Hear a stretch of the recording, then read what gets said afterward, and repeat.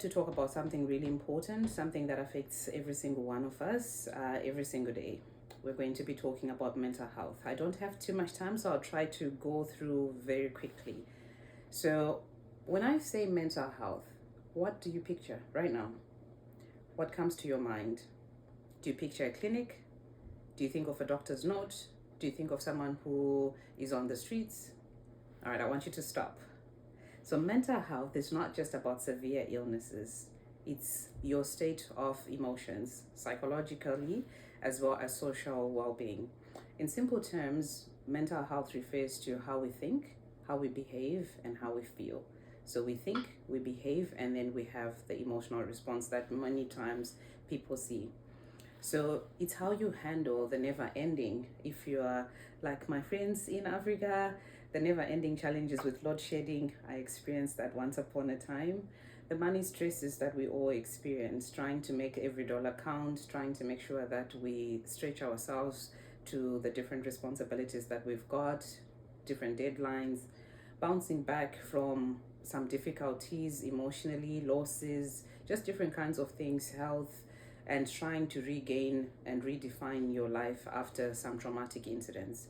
So, mental health is really, in simple terms, it's your emotional fitness. It's like a physical fitness, except you don't need to go to the gym all the time when you're doing physical fitness. Sometimes you take a nap. So, that's the same with mental health. You have to be able to recognize what you are feeling and how you're behaving and recognize what you require. So, I'm just going to touch a little bit around the myths. So we have a lot of different myths that go by, and a bit of my experience in the field within the African context as well as this side, I've picked some resemblance in the way there are myths around mental health. So I'm just going to touch on a few in the interest of time. So the biggest barrier we face, especially in our beautiful Zimbabwe and the broader African community, it's really some of these myths that we have built around mental health and therapy. So let's look at some of the things that prolong the suffering. People suffer in silence. So I'm going to touch 4 myths. So the first one is mental health issues. I often hear people say they are white people problems. Yes. So this is kind of the biggest joke of all in my line of work, because are we really saying that people in Zimbabwe, people in Africa, they don't experience difficulties, we don't experience stressful situations, we don't experience poverty, we don't experience traffic, we don't experience job hunting issues, we don't experience pressure from being in the diaspora, trying to support your family members, unable to respond, or being there physically for when you're needed by family members? Of course, we experience all of these things. So where does that leave us? So the reality is that depression, anxiety, they don't look at our skin tone, they don't look at your passport.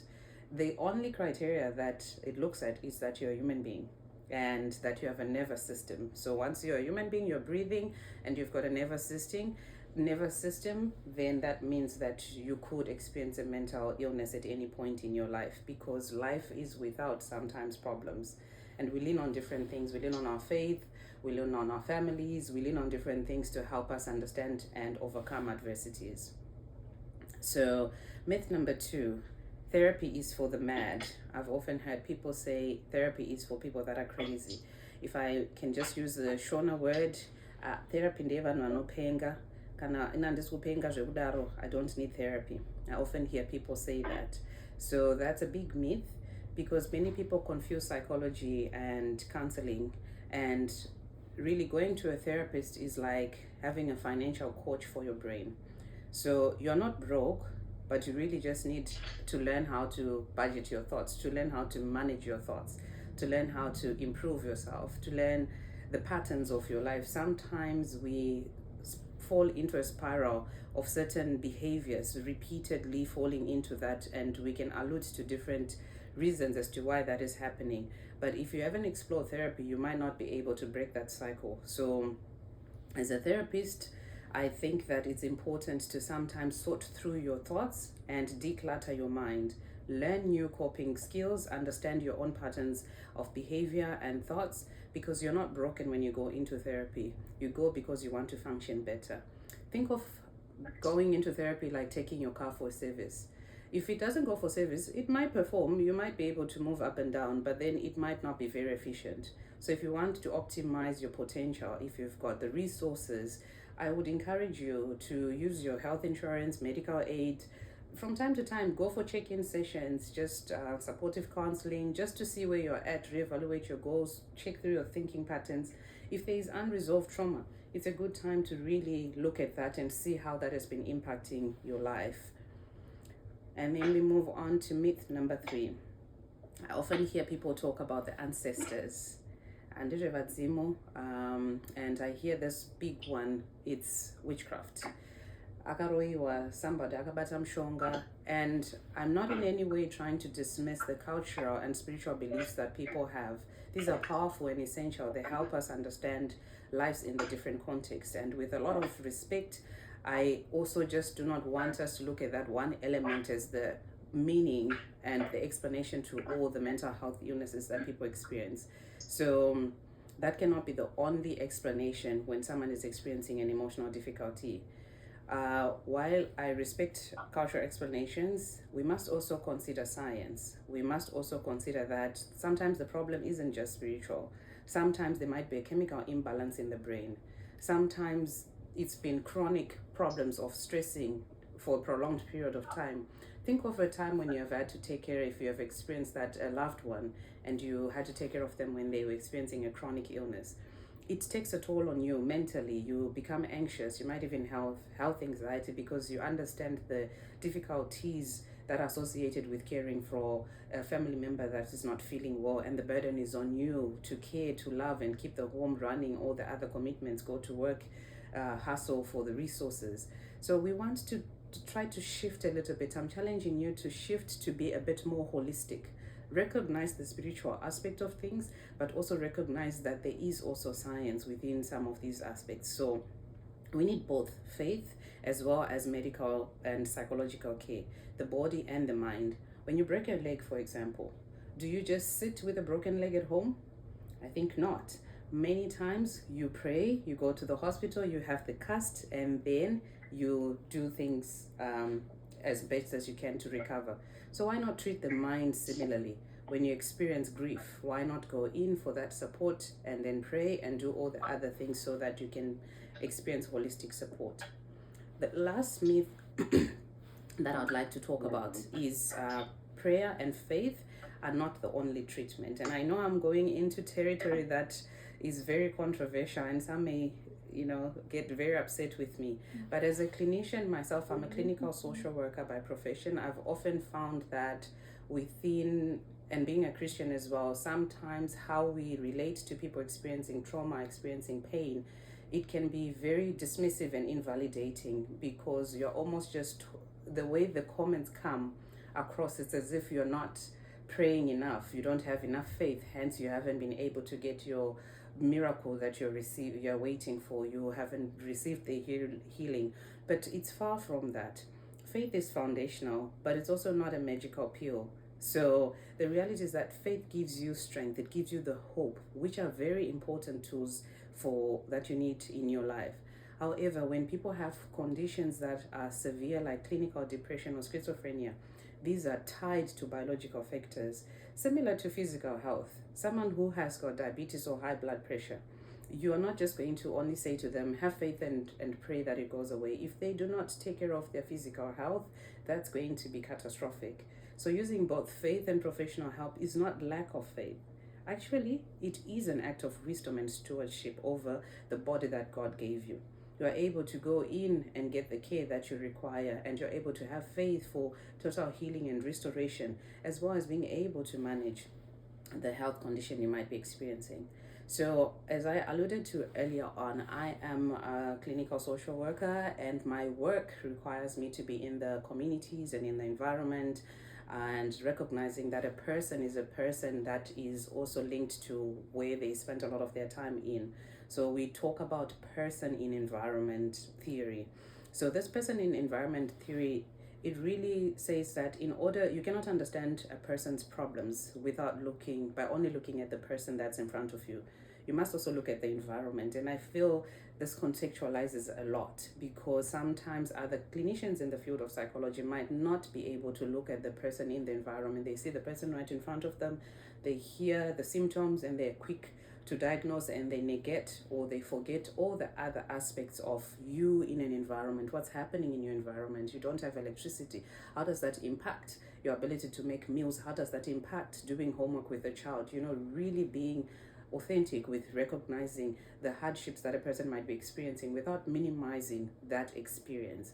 So I really enjoy looking at that person in the environment. So looking at the person, the example, that becomes the internal trigger. A person can be biologically predisposed to other health conditions. So you could be predisposed to panic attacks because it happens, or it's within you as a person in terms of your personality, your being, how you are, your own traits. Then looking at the environment, these become external triggers. A person who lives in a community with high unemployment or systemic violence, it can be very difficult. You may feel anxious driving around or catching a taxi at a certain time of the day, or being alone in the street for a certain time, simply because you are in a system that is marred with a lot of violence or some difficulties. Unemployment, you're maybe worried that some of your resources may get stolen simply because people are trying to survive, so they do actually employ the survival of the fittest and steal from others. So mental health conditions are often triggered by environmental situations. So I'm just going to quickly just look at the types of conditions. We've got generic and internal. These conditions are linked to chemical imbalances and genetics. Just maybe an example that people might be able to relate to would be bipolar. So this becomes intense episodes of high energy. So the way you see a person being manic. So we'll have a manic episode, very happy, can do anything, unstoppable. Then we go to the flip side of it, where there's deep and low energy, depressive episode, where they can barely get out of bed. They can not cope with any life challenges. And then we go to the environmental conditions. These are triggered or worsened by external pressures. So depression is one of the big ones. I have an example of a farmer who has been busy with 3 seasons, but the crops failed for 3 seasons. This can really lead the farmer into depression. But also think of a family, a woman who is having maternal health difficulties. We talk about sometimes having difficulties with endometriosis, polycystic ovarian syndrome, some of that maternal aspect that really just then becomes but it's also linked to the genetics, that one. But sometimes the environment, in terms of people around you, how they may perceive some of the journey that you're experiencing, can also worsen how you feel. Then we've got the life situations. These are triggered by anything that can happen in life. You can be involved in an accident, a child falls, you don't have money to go and get them treated. So adjustment, moving from one place to the other, having to relocate, looking for work, sending money home, just different kinds of things that you need to do. So I just want to also, as I'm coming close to concluding, but I wanted to talk about the treatability. So the goal is management, and it's not magic. So what we see normally is that there are a lot of conditions that people experience. So when you're looking at anxiety, just common conditions I want to touch on, I'm going to touch on 3.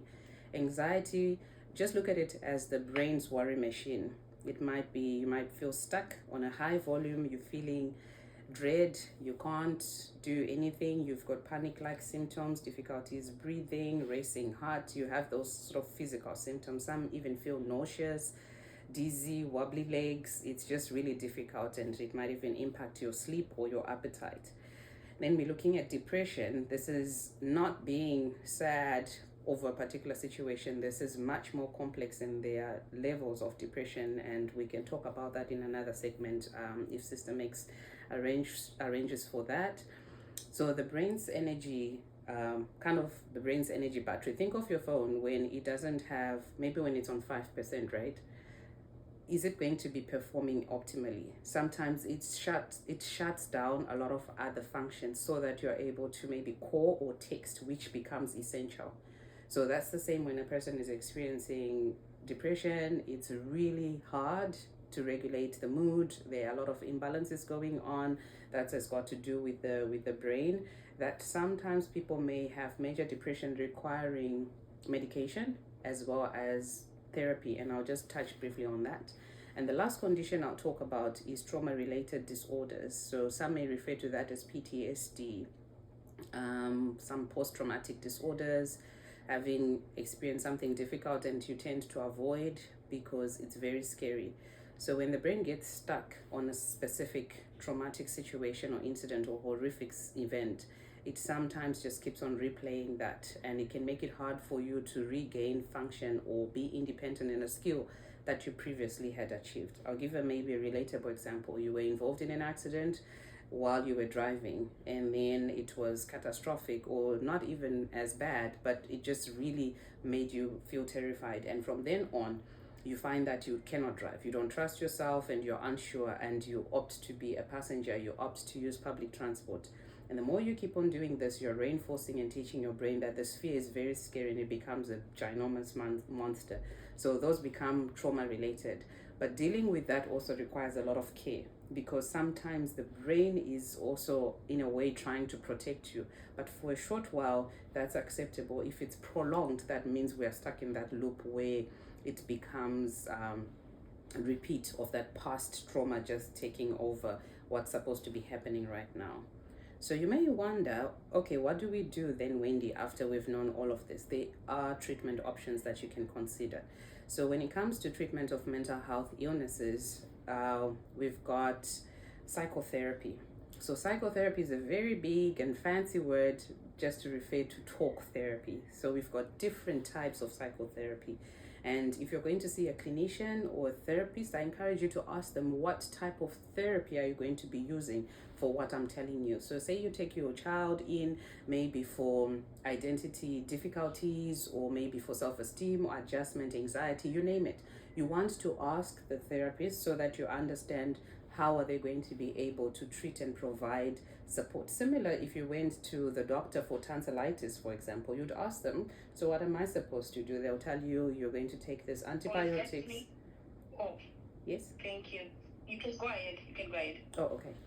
So they would explain to you how long you're supposed to take certain medication and what you need to do as home remedies so that you can recover. So I want you to be more empowered as you navigate the space of mental health and being able to access resources. The other element that you can look at would be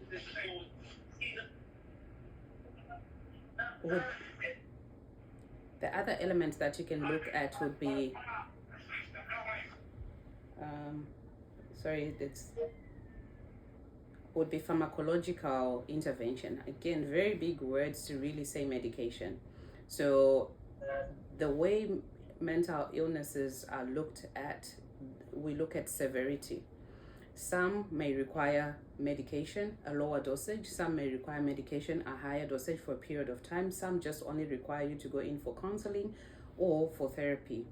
So when you're looking at the medication, a lot of the times there is a lot of imbalances within the mind. So they will be looking at it's a lot to do with neuroscience, looking at how the brain is working. So they need those medication to help balance and regulate, whilst they also do some talk therapy to help you understand what happened and what shifted this.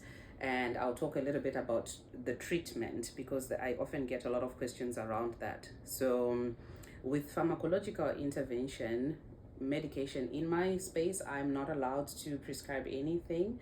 However, we make referrals to psychiatrists. Psychiatrists are able to supervise your medication, understand the human anatomy. They are medical doctors that have been trained within the human anatomy and went ahead and specialized in psychiatry. So when you see a psychiatrist, to just break the typical stigma, you are not crazy. You are getting the relevant medical care that you require, similar to taking high blood pressure medication. You need that to be able to regulate so that you can prolong your life and enjoy a good quality of life. And the one element that you can start now on is lifestyle. Lifestyle. It is important to manage your sleep. You have to have good sleep hygiene. And this is another segment in its own. Diet, and we're not talking about trying to slim up or anything. It's about the quality of food that you're eating.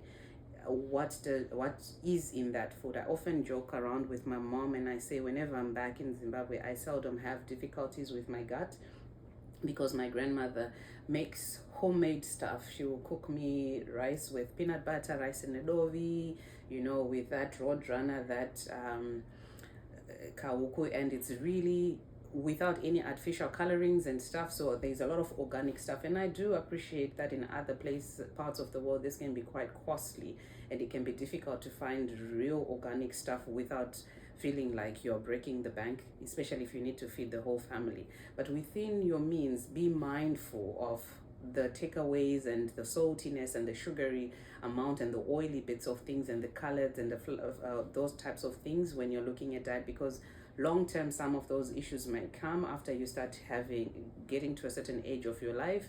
So it's a lifestyle and having to make some of those adjustments so that it doesn't become a short term goal, but make it a lifestyle and it becomes easier to manage. Movement, it's important to move. However you move, you're going for yoga, you're going for a jog, you're going for a run, you're playing netball, just get up and start moving. You need to keep your body in motion as much as you can regularly so that your muscles cannot relax and get in a place where you need to be seen by physiotherapists and stuff just to come back to that regular functionality. So keep your movement going. Social connections, these are very important, and be mindful of who you bring into your circle so that you are not getting depleted afterwards. Sometimes in the social spaces we overdo it and end up with people that might be toxic, and Karapo was talking about the pressures of wanting to emulate and be like the other person. So be mindful of that. There's nothing wrong with being inspired by things, but make sure you're doing it for the right reasons for you and you're not in a way being influenced to do things that you're not particularly ready for.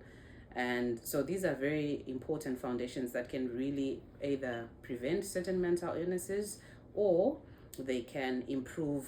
If you have been diagnosed with a mental illness, they can improve the quality of life. So all conditions, are they treatable? I often get this question. So the crucial question, to be honest with you, yes, they are treatable, but they're not all curable. So there's a difference between the treatment and being able to cure. Think of diabetes. We don't say that diabetes is curable, but it is manageable. So people with diabetes go on to live a full life, productive lives with medication and lifestyle changes. Similar to if you have been diagnosed with a chronic mental health condition, we're not striving for you to be perfect, but I often say strive to reach your optimal potential. You want to be stable, you want to be functioning. That means you want to be able to be independent and take care of yourself as best as you can. The meaning of life despite the condition. So that's what you're looking at. How do you move around in the space of life and carry on? So as we conclude, I would like to say your mental health is your wealth.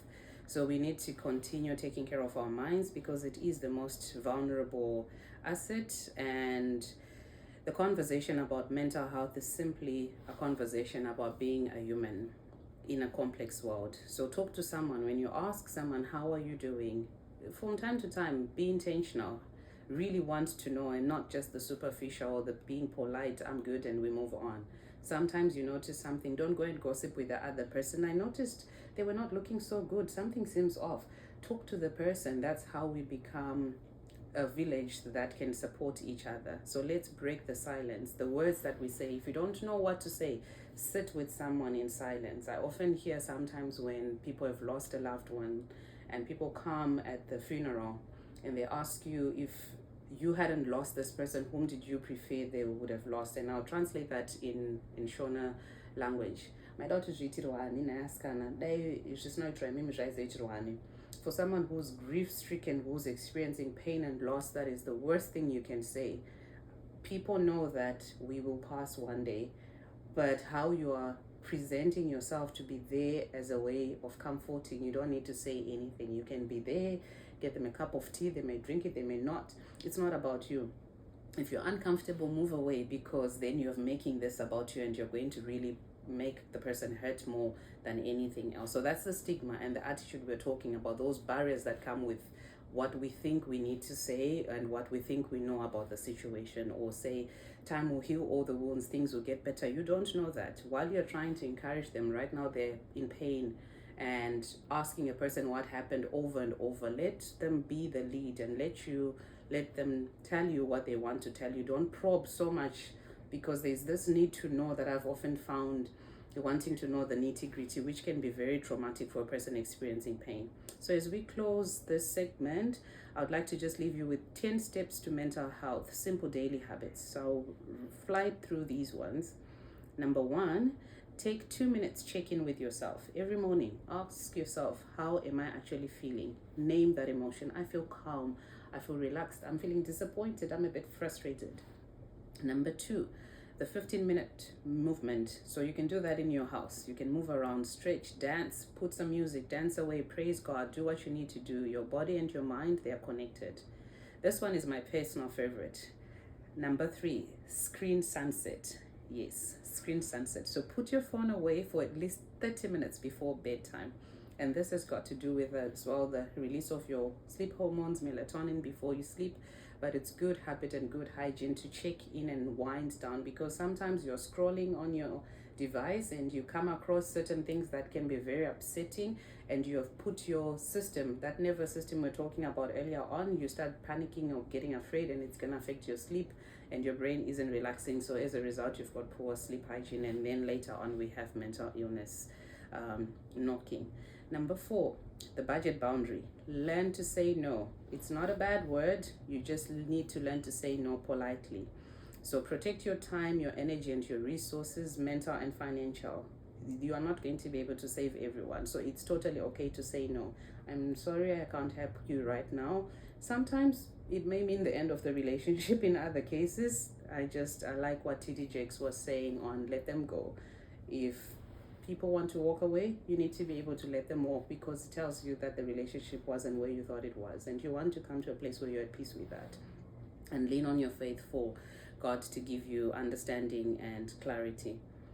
Number 5, identify your stress triggers. So what makes you feel anxious? Is it the news? Is it a person? And limit exposure. You don't need to know everything. Remove yourself from things that trigger you.